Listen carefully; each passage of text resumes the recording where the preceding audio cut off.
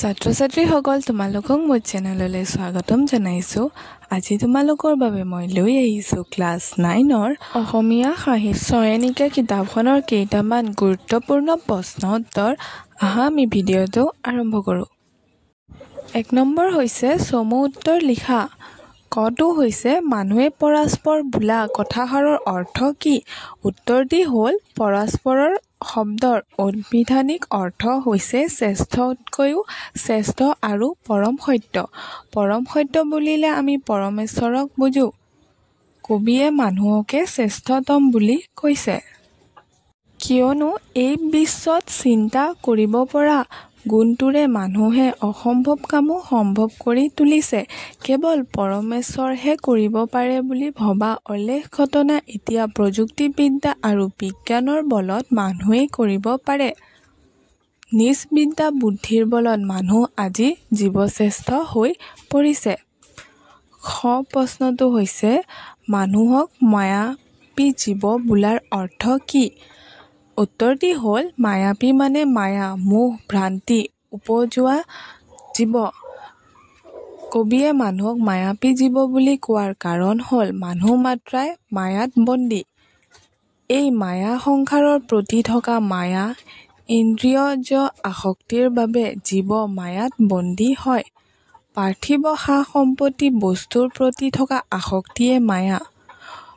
অনিত্য মানৱ জীৱনৰ ক্ষণস্থায়িত্বক কথা মানুহে ভ্ৰমবশত পাহৰি থাকে আৰু মায়াত বন্দী হৈয়ে মানুহৰ সুত পৃথিৱীত অহৰহ বৈ থাকে।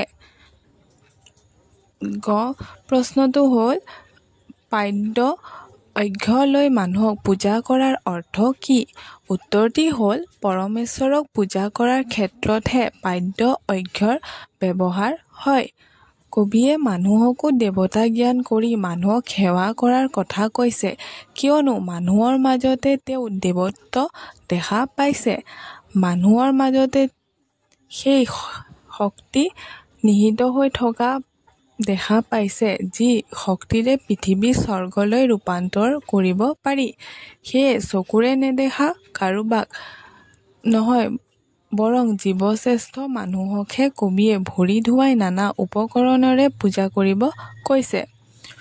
2 নম্বৰ প্ৰশ্নটো হৈছে মানৱ বন্দনা কবিতাটিৰ সাৰাংশ তোমাৰ নিজৰ কথাৰে।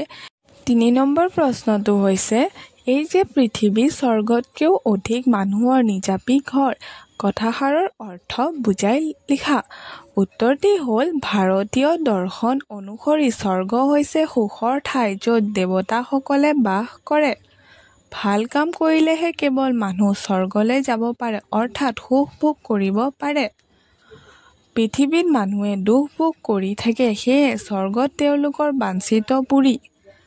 কবিয়ে পৃথিৱীতে স্বৰ্গসুখ পাব পাৰি বুলি কৈছে কিয়নো মানুহৰ মাজতে তেওঁ দেৱত্ব দেখিছে। মানুহৰ মাজতে এনে শক্তি আছে যাৰ দ্বাৰা তেওঁলোকে পৃথিৱীখনকে স্বৰ্গ কৰি গঢ়ি তুলিব পাৰে। তাৰ বাবে প্ৰয়োজন কেৱল মানৱীয় আবেগ অনুভূতিৰ। মানুহে পৰস্পৰে পৰস্পৰক সন্মান কৰিব জানিলেই মিলাপ্ৰীতিৰে পৃথিৱীতে পাব পাৰে স্বৰ্গত সুখ। প্ৰশ্নবিদ্ধ কথাশাৰীত এনে অৰ্থই ফুটি উঠিছে। 4 নম্বৰটো হৈছে তাৎপৰ্য ব্যাখ্যা কৰা। প্ৰথমটো হৈছে মানৱী জনম দিয়া উটুৱাই মানৱী কৰম সুতে মানুহৰ মৰম বুজিবা মানুহে ধৰম যে মৰমতে। উত্তৰটি হ'ল পৃথিৱী ঘাইকৈ মানুহৰ বাসস্থান। মানৱী জনমৰ সাৰ্থকতা কৰ্মৰ মাজেৰে প্ৰকাশ পায়। মানুহৰ কৰ্ময়ে নিৰ্ধাৰণ কৰে তেওঁ জীৱনৰ স্থায়িত্ব তথা ফল। ভাল কামে মানুহক দিয়ে স্বৰ্গ সুখ। কবিয়ে মানুহক সেয়ে কৰ্মত বৰ্তি হ'ব কৈছে। সেই কৰ্ম এনে হোৱা উচিত যি মানুহৰ কল্যাণ সাধন কৰে। মৰমেই মানুহৰ ধৰ্ম হোৱা উচিত বুলি কবিয়ে কৈছে। অৰ্থাৎ প্ৰত্যেক মানুহে পৰস্পৰৰ মৰম কৰা উচিত। মানুহ নিজৰ আদৰ বুজিলেহে পৃথিৱীৰ সুন্দৰ হ'ব। কথাফাকিৰ মাজেৰে কবিয়ে মানৱতাবাদৰ জয়গান গাইছে। দ্বিতীয় প্ৰশ্নটো হৈছে মানুহেই দেৱ মানুহেই শিৱ মানুহ বিনে নাই কেৱ কৰা কৰা পূজা পাদ্য অৰ্ঘ্য লয় জয় জয় জয় মানৱদেৱ। উত্তৰটি হ'ল মানুহ জীৱশ্ৰেষ্ঠ, মানুহৰ মাজতে দেৱত্ব নিহিত হৈ আছে। শ্ৰেষ্ঠতম বুলি স্বীকাৰ কৰি যি দেৱতাক আমি সেৱা কৰোঁ সেই দেৱতাৰ শক্তি কবিয়ে মানুহৰ মাজতে প্ৰত্যক্ষ কৰিছে। সেয়ে তেওঁৰ মতে মানুহেই সেৱাৰ যোগ্য। নিজ শক্তিৰে পৃথিৱীতে স্বৰ্গ গঢ়ি তুলিব পৰা মানৱৰ জয়গান গাবলৈ কবিয়ে সকলোকে আহ্বান জনাইছে। কেৱল সেয়াই নহয়, পৃথিৱীক স্বৰ্গলৈ ৰূপান্তৰ কৰিব পৰা শক্তিৰ অধিকাৰী মানৱক ভৰি ধুৱাই নানা উপকৰণৰে পূজা কৰিবলৈও কবিয়ে দিহা দিছে। অতিৰিক্ত প্ৰশ্ন উত্তৰ, অতি চমু প্ৰশ্ন উত্তৰ। ১ নম্বৰ প্ৰশ্নটো হৈছে কবিয়ে কাক মায়াবী জীৱ বুলি কৈছে? উত্তৰটো হ'ল কবিয়ে মানুহক মায়াবী জীৱ বুলি কৈছে। ২ নম্বৰ প্ৰশ্নটো হৈছে কবিয়ে কলৈ মানুহ আহিছে গৈছে বুলি কৈছে? উত্তৰটি হ'ল কবিয়ে মৰতলৈ অৰ্থাৎ পৃথিৱীলৈ মানুহ আহিছে গৈছে বুলি কৈছে। ৩ নম্বৰ প্ৰশ্নটো হৈছে কবিয়ে কিহক মৰত বুলি কোৱাত আক্ষেপ কৰিছে? উত্তৰটি হ'ল কবিয়ে পৃথিৱীক মৰত বুলি কোৱাত আক্ষেপ প্ৰকাশ কৰিছে।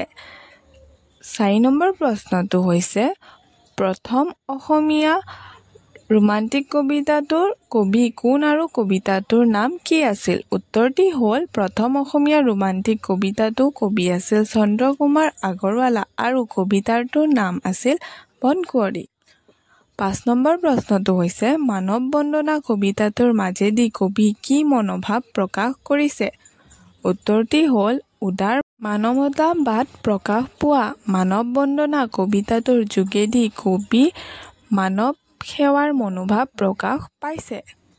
৬ নম্বৰ প্ৰশ্নটি হৈছে আহিছে মানুহ মানুহ মায়াবী জীৱ, মায়াবী শব্দৰ অৰ্থ কি? উত্তৰটি হ'ল মায়াবী শব্দৰ অৰ্থ হৈছে মায়া মোহত আবদ্ধ হৈ থকা। ৭ নম্বৰ প্ৰশ্নটো হৈছে মানৱী জনমক কবিয়ে কিহৰ সৈতে উটুৱাই দিবলৈ কৈছে? উত্তৰটি হ'ল মানৱী জনমক কবিয়ে মানৱ কৰ্ম সূত্ৰৰ সৈতে উটুৱাই দিবলৈ কৈছে। ৮ নম্বৰ প্ৰশ্নটো হৈছে কবিয়ে কাক পৰস্পৰ অৰ্থাৎ শ্ৰেষ্ঠতকৈও শ্ৰেষ্ঠ বুলি কৈছে? উত্তৰটো হ'ল কবিয়ে মানুহক পৰস্পৰ বুলি কৈছে। ৯ নম্বৰ প্ৰশ্নটো হৈছে মানুহৰ নিজাপি ঘৰ কিহক মানুহৰ সম্পূৰ্ণ নিজৰ ঘৰ বুলি কোৱা হৈছে? উত্তৰটি হ'ল পৃথিৱীক মানুহৰ নিজাপি অৰ্থাৎ সম্পূৰ্ণ নিজৰ ঘৰ বুলি কোৱা হৈছে। ১০ নম্বৰ প্ৰশ্নটো হৈছে কবিয়ে কিহক স্বৰ্গতকৈও শ্ৰেষ্ঠ বুলি উল্লেখ কৰিছে? উত্তৰটি হ'ল পৃথিৱীক কবিয়ে স্বৰ্গতকৈও শ্ৰেষ্ঠ বুলি উল্লেখ কৰিছে। ১১ নম্বৰ প্ৰশ্নটো হৈছে পাদ্য অৰ্ঘ্য লৈ কবিয়ে কাক কাৰ পূজা কৰিবলৈ কৈছে? উত্তৰটি হ'ল কবিয়ে পাদ্য অৰ্ঘ্য লৈ মানুহকে মানুহৰ পূজা কৰিবলৈ কৈছে।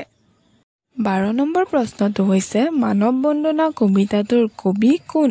উত্তৰটি হ'ল মানৱ বন্দনা কবিতাটোৰ কবি চন্দ্ৰকুমাৰ আগৰৱালা।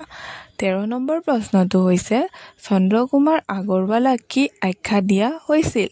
উত্তৰটি হ'ল চন্দ্ৰকুমাৰ আগৰৱালাক প্ৰতিমাৰ খনিকৰ আখ্যা দিয়া হৈছিল। ১৪ নম্বৰ প্ৰশ্নটো হৈছে চন্দ্ৰকুমাৰ আগৰৱালা অসমীয়া সাহিত্যৰ কোনটো যুগৰ শ্ৰেষ্ঠ কবি আছিল? উত্তৰটি হ'ল চন্দ্ৰকুমাৰ আগৰৱালা অসমীয়া সাহিত্যৰ ৰোমান্টিক যুগৰ শ্ৰেষ্ঠ কবি আছিল। ১৫ নম্বৰ প্ৰশ্নটো হৈছে চন্দ্ৰকুমাৰ আগৰৱালাৰ কবিতা পুথি কেইখনৰ নাম লিখা। উত্তৰটি হ'ল প্ৰতিমা, বীণবৰাগী আৰু মৰণোত্তৰভাৱে প্ৰকাশিত চন্দ্ৰামৃত। তাৰপিছত চমু প্ৰশ্ন উত্তৰ। ১ নম্বৰটো হৈছে কবিয়ে পৃথিৱীক মৰত বুলি কোৱাৰ বাবে কিয় আক্ষেপ কৰিছে?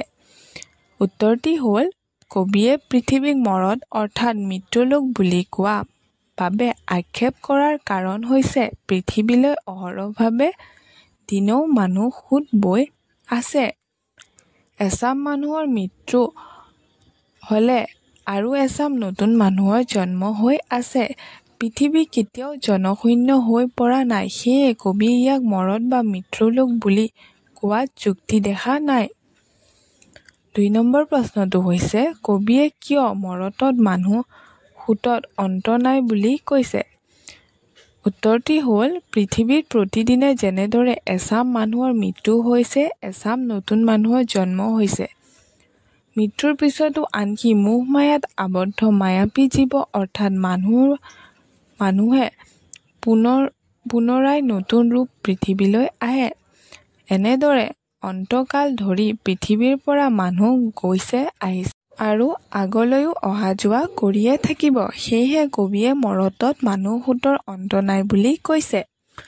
৩ নম্বৰ প্ৰশ্নটো হৈছে মানৱী জনম দিয়া উটুৱাই মানৱী কৰম সুতে কবিয়ে কিয় মানৱী জনমক মানৱী কৰম সুতত উটুৱাই দিবলৈ কৈছে?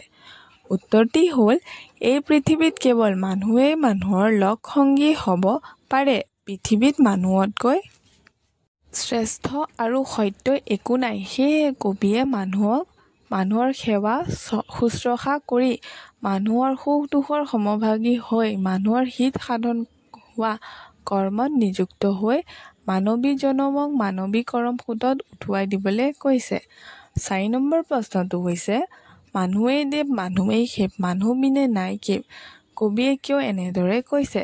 উত্তৰটি হ'ল আমি যিবোৰ দেৱ-দেৱীক পূজা কৰোঁ বাস্তৱত তেওঁলোকক আমি কোনেও দেখা নাই। তেওঁলোক সম্পূৰ্ণ কাল্পনিক। এই পৃথিৱীত দেৱ-দেৱীয়ে নহয় কেৱল মানুহেই মানুহৰ প্ৰকৃত লগ সংগী হ'ব পাৰে। মানুহেই আমাৰ সুখ দুখৰ সমভাগী হ'ব পাৰে তথা বিপদত সহায় কৰিব পাৰে। সেয়ে কবিয়ে মানুহেই দেৱ মানুহেই সেৱ মানুহ বিনে নাই কেৱ বুলি কৈছে। ধন্যবাদ।